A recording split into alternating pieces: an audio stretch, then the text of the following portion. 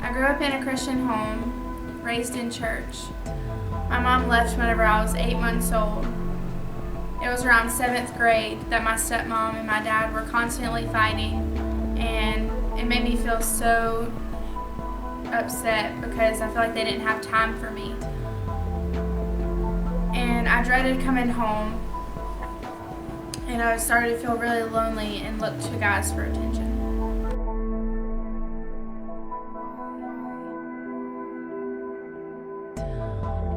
I began to send pictures out to all these random guys, thinking that I was going to feel love in return. Well, all it took was for one picture to get out, and the whole school had all of my pictures.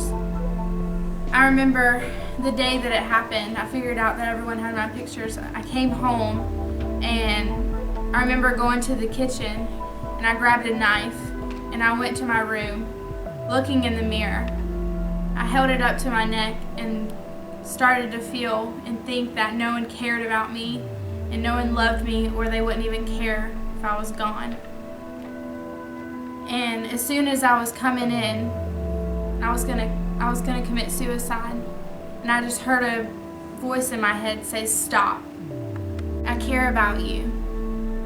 And I realized it had to be Jesus, because there was nothing that was going to hold me back from killing myself. Something stirred up inside of me, and I realized that there was more for me in this world, and I wanted that.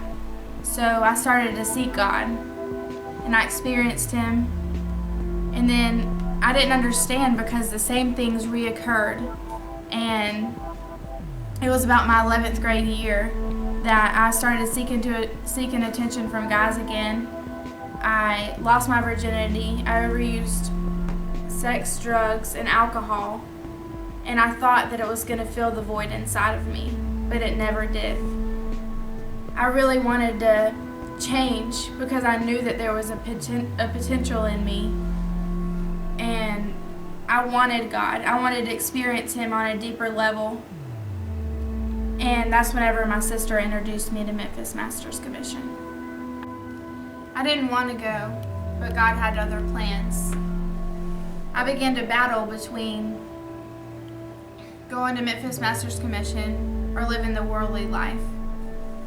I didn't know if I was ready to commit to the Christian life because of all the things I've dealt with, but I made the hardest but best decision of my life to move to Memphis.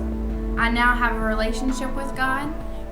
I no longer have to look to people for satisfaction, live in bondage, or abandonment. I wanted to quit several times, but because I didn't, on January 13th, 2014, God set me free from loneliness. And it makes me feel so great, because I'm new, I'm pure, and I'm forgiven, and I don't have to worry about my past.